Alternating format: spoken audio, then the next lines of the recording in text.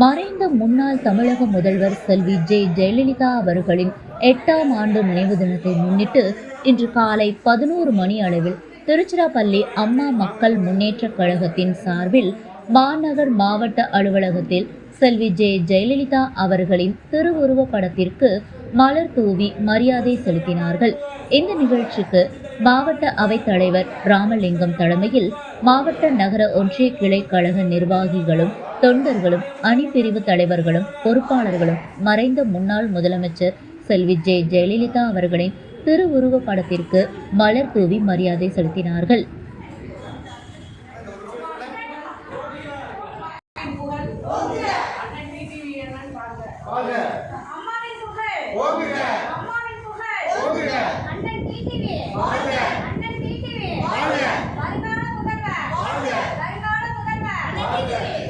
அண்ணன்